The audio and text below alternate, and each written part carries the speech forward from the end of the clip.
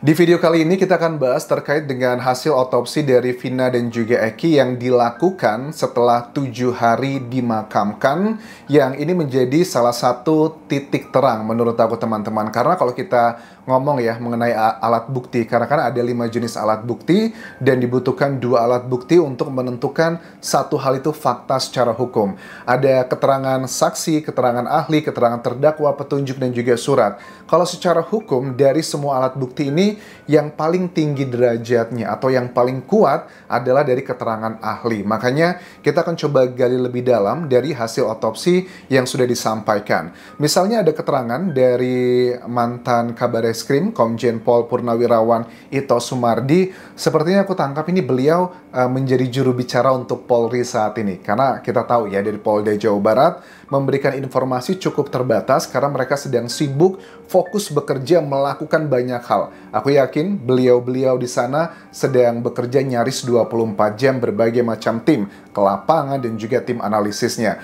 Kita apresiasi karena sudah banyak kemajuan teman-teman. Otopsi setelah 7 hari Vina dan juga Eki itu kan ternyata ditemukan ada patahan di kepala dan juga tusukan samurai, terus juga ada sperma yang ditemukan di Vina. Nah, kita akan coba bahas kalau untuk bagian penyebab kematiannya sudah jelas bahwa sama seperti yang disampaikan dari kuasa hukumnya Saka Tatal, bahwa Eki kan memang karena penyebabnya itu di bagian area atas kepala ada beberapa bagian yang patah dan itu adalah penyebabnya. Tetapi dari Pak Ito bilang bahwa pada saat kuasa hukumnya bilang itu kan tidak ada keterangan bahwa samurainya menjadi penyebabnya. Terus juga pada saat samurai itu dibegitukan ke bagian perutnya Eki dan juga dadanya, katanya kan bajunya barang bukti yang disampaikan di ruang persidangan tidak ada yang robek sama sekali.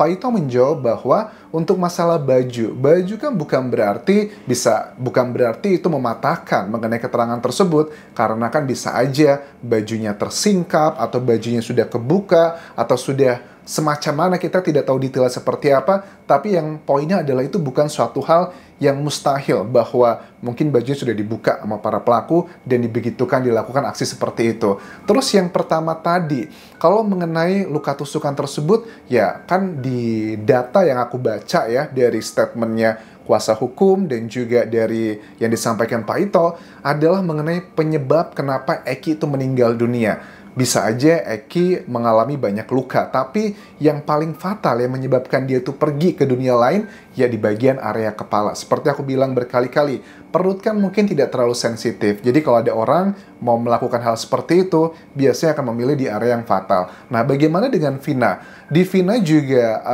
tidak cukup komprehensif ya sebenarnya data otopsi yang disampaikan dari pihaknya kuasa hukum para terpidana. Aku juga nggak tahu kenapa mereka tidak menyampaikan secara komprehensif, berbeda seperti data-datanya si Eki, karena mungkin ada di situ peluang-peluang untuk mereka melakukan perlawanan. Tetapi dari data yang aku kumpulkan di sini bahwa Vina itu kan ada banyak luka di area pribadinya. Nah, memang kalau menurut Pak Ito, sperma itu biasanya setelah 5 hari sulit untuk dilakukan identifikasi. Tadi aku juga sempat ngobrol dengan beberapa, mana ya HP ku ya, lupa lagi. Aku sempat ngobrol, chattingan dengan beberapa rekanku yang berprofesi sebagai dokter otopsi. Saya tanya sama mereka bahwa, bro gimana bro kalau seandainya otopsi ini untuk area sperma gitu ya, sperma tersebut, apakah benar kalau 5 hari itu dia sudah nggak bisa lagi dilakukan pengecekan DNA-nya milik siapa? Ya, ada banyak faktor, tetapi kurang lebih itu memang betul bisa seperti itu. Tetapi pada umumnya aku juga ngecek ya di kasus di luar negeri bahwa kan dulu ada satu kasus, aku lupa ya bagian kasus apa namanya, tapi poinnya adalah pernah ada kayak salah tangkap gitu kan ya. Jadi ada seseorang sudah divonis dia melakukan hal seperti itu kepada seorang perempuan, tetapi setelah ada perkembangan teknologi DNA, ternyata sel sperma tersebut masih disimpan dan diawetkan. Pada saat dicek, ternyata nggak match yang sudah divonis dengan yang pemilik dari sperma tersebut. Konteksnya adalah ini terjadi mungkin sudah hampir 100 tahun yang lalu ya di Amerika Serikat, karena teknologi DNA pun di Amerika tuh belum lebih dari 1 abad sih menurut aku, paling baru nyampe 80 tahun terakhir atau nggak nyampe 80 tahun terakhir sudah cukup populer. So, ini adalah suatu hal yang cukup baru sebenarnya. Nah, terkait dengan hal tersebut, itu bukanlah satu-satunya alat bukti dari kategori keterangan ahli ya, untuk menentukan terjadinya peristiwa itu atau enggak. Nah, ada satu lagi nih statement dari Pak Ito yang bilang bahwa di area pribadinya Vina itu ada banyak sekali struktur tulang rawan di area pribadinya Vina dan ada indikasi dibegitukan. Kan seperti aku bilang bahwa usia muda seperti Vina itu diperlakukan begitu oleh satu orang aja udah bisa acak-acakan. Apalagi kalau yang melakukan lebih dari satu orang. Kalau keterangan dari Hotman Paris, dia membaca BAP-nya, yang melakukan hal seperti itu ada 7 pelaku. Kalau dari si Mel yang nggak tahu apakah dia reliable atau enggak, yang ngaku dia ada di peristiwa tersebut, katanya 11 orangnya melakukan seperti itu. Oke, at least lebih dari satu orang kalau dari BAP. Jadi kelihatan banget, aku juga ngobrol dengan rekan-rekanku yang bekerja sebagai dokter otopsi bahwa kayaknya masih bisa digali lebih dalam, Anjas, untuk melihat area pribadinya Vina kan ya. Apakah tulang-tulangnya di area tersebut adalah indikasi mengarah ke sana atau tidak, karena kan dia masih tulang yang sangat muda sekali. Jadi walaupun dalam tanda kutip kehilangan nih potensi mengetahui identifikasi pemilik sperma tersebut siapa, tapi nggak usah khawatir, masih ada data yang dalam tanda kutip mungkin sekunder juga sih ya, untuk mengetahui apakah terjadi seperti itu atau enggak. Tentunya dicocokkan dengan alat bukti yang lain lagi, teman-teman. Nah, terus juga mengenai beberapa poin yang disampaikan dari Pak Ito terkait dengan statementnya kuasa hukumnya Saka Tatal yang bilang bahwa tahun 2016 dan 2017 ya, kami itu sudah ada foto viral ya, foto viral di mana para terdakwa saat itu babak belur, bengep-bengep dan sebagainya. Ini sudah aku tunjukkan di Instagramku, nanti aku tunjukkan lagi di Anjas Hasumara, kalian follow aja di situ. Di situ kan fotonya memang betul babak belur. Rata-rata para terdakwa saat itu tuh ada matanya bengkak, ada yang begitulah sebagainya. Nah, ini sudah ada klarifikasi bahwa tahun 2016 tersebut memang ada beberapa anggota polisi yang sudah dihukum, ada kena kode etik, tapi hukuman mereka itu adalah karena lalai menjaga tahanan, mereka menjadi sasaran sesama napi. Maksudnya gimana? Jadi para terdakwa itu mendapatkan perlakuan tak pantas dari sesama napi karena ada budaya di penjara itu bahwa kalau orang melakukan hal seperti itu ke perempuan, apalagi yang masih di bawah umur, biasanya sering ada perlakuan-perlakuan yang nggak pantas. Nah, sejumlah anggota polisi tersebut itu diberikan sanksi kode etik ya karena mereka lalai, tidak bisa menjaga. Jadi Pak Ito sih cukup miris melihat dari kuasa hukumnya Saka Tatal yang justru malah memutarbalikkan fakta ini, dibilangnya adalah karena perlakuan dari sejumlah oknum polisi.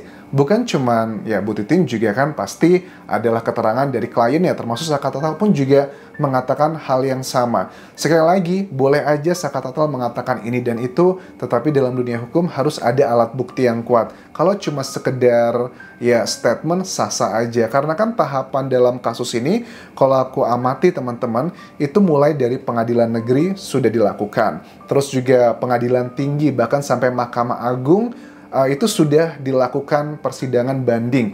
Terakhir pun mereka para terdakwa mengajukan gerasi ke presiden pun sudah ditolak.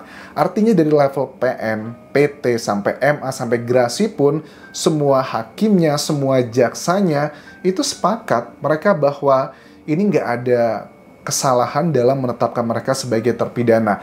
Apa yang disampaikan oleh kuasa hukum di sosial media ataupun juga media massa terkait dengan perdebatan mengenai misalnya adalah kejanggalan antara surat dakwaan dengan hasil otopsi atau perlakuan yang tidak pantas diterima oleh para kliennya, itu semua sudah disampaikan di persidangan dan hakim sudah memutuskan bahwa tidak ada kesalahan dalam kasus ini dan mereka yakin memberikan hukuman yang maksimal loh, pasal 340, yakni adalah yang berencana dengan seumur hidup. Tapi bagaimana Anjas dengan isu yang disampaikan dari kuasa hukum Saka Tatal bilang bahwa ini aneh, dalam surat dakwaan itu tidak ada peristiwa begituannya. Apa yang terjadi katanya? Nah, dari Pak Ito bilang bahwa memang betul, itu harusnya ada masuk ke sana. Tetapi karena dari penyidik itu mengetahui cukup lemah alat buktinya, karena dengan sperma tersebut yang dilakukan ekshumasi ya, atau penggalian makam untuk dilakukan otopsi lagi, otopsi pertama kali ya, itu kan memang sudah banyak yang rusak, terutama yang sperma tersebut. Kemudian juga data mengenai tulang rawan itu juga termasuk yang sekunder, tidak terlalu kuat.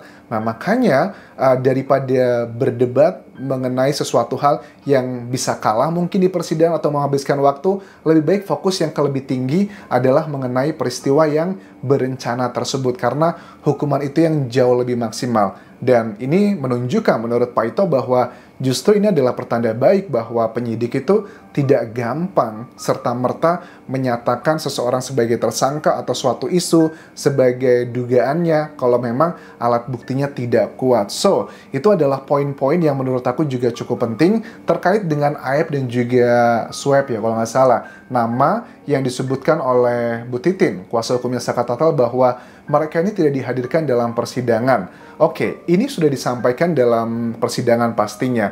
Karena kan apa ya? Karena ya ada yang namanya itu melindungi saksi. Apakah mungkin kenapa saksi tersebut tidak dihadirkan karena untuk melindungi keselamatannya? Ya nggak bisa dong Anjas, harusnya dihadirkan juga. Tapi kan dengan tidak adanya kehadiran mereka pun ternyata hakim masih memberikan hukuman yang maksimal. Berbeda dengan kasusnya kayak kopi sianida ya, Jessica. Kan hukumannya berapa sih? Itu seumur hidup juga atau 20 tahun penjara? Nah, kalau hukumannya 20 tahun penjara, menurut aku ingatku 20 tahun ya kayaknya, itu karena mungkin ada keraguan, nggak yakin juga kayaknya hakimnya. Mungkin ya, opiniku gitu, dan sebagian netizen. Tapi kalau untuk kasus ini, vonisnya adalah seumur hidup, yang artinya sudah sangat yakin banget, apalagi usia para terdakwa itu masih sangat muda sekali. Nah, mengenai kayak solidaritas antara para terpidana itu memang nggak bisa dianggap main-main, teman-teman. Mereka itu begitu sangat solidaritas yang sangat tinggi banget. Makanya nggak heran pada saat penetapan DPO kan mereka berubah-berubah tuh. Di awal kan BAP-nya dicabut ya. Tapi menurut Pak Ito bahwa BAP pertama itu harusnya adalah BAP yang lebih real gitu, tanpa adanya manipulasi. Karena apa? Kalau sudah di keterangan berikutnya, mereka sudah di penjara, mereka sudah ketemu dengan kuasa hukum, mereka sudah ketemu dengan sesama napi, mereka bisa kong kali kong mungkin, makanya bisa merubah. Nah, makanya BAP pertama atau keterangan saksi di awal-awal tuh menurut aku juga lebih relevan sih. Karena aku lihat juga dari kasus Subang, yang sejumlah saksi diperiksa sampai puluhan kali, ternyata mereka menjadi terdakwa sekarang. Ya, awal-awalnya kalau pertama itu mereka lebih jujur ya, dan ternyata itu yang dipakai dan ternyata diakui ada salah satu yang mencoba mengajukan diri sebagai justice kolaborator, yaitu adalah Danu. Jadi awal-awal BAP kenapa itu dijadikan landasan ya, karena itu lebih banyak relatif nggak terlalu banyak hal-hal yang dimanipulasi. Walaupun klaim dari Saka Tatal bilang, saya mengakui di BAP yang pertama itu karena saya disiksa katanya. Saya dipukulin, bahkan sampai disetrum, dan sebagainya. Terus kuasa hukum dari Vina, waktu di debat TV One kan bilang, Bu Putri ya kalau nggak salah namanya, bilang bahwa ya kalau memang Saka Tatal dibegitukan, kan itu proses persidangan panjang. Kenapa tidak disampaikan di persidangan? Kalau itu disampaikan, pasti akan dibela lah sama hakim. Tapi kan Saka Tatal tidak bisa menjawabnya karena dipotong sama kuasa hukumnya yang mengancam akan meninggalkan ruang diskusi itu. So, menurut aku teman-teman, kalian pada saat melihat kasus ini, agar kita bisa lebih fokus kepada fakta, kita coba kawal dengan mengikuti alat bukti. Bukan mengawal mengikuti dengan menggunakan perasaan, status ekonomi, status sosial, atau status pendidikan, atau bahkan hanya sekedar mohon maaf ya, kearifan lokal terkait dengan kesurupan ataupun juga jin korin. So, sementara itu bisa aku update mengenai kasus Vina dan juga Eki. Kalau ada informasi terbaru, silahkan tuliskan di kolom komentar video ini, atau bisa kirimkan pesan ke Instagram atau Facebook pageku, ataupun juga TikTokku di Anjas Asmara. Sampai jumpa!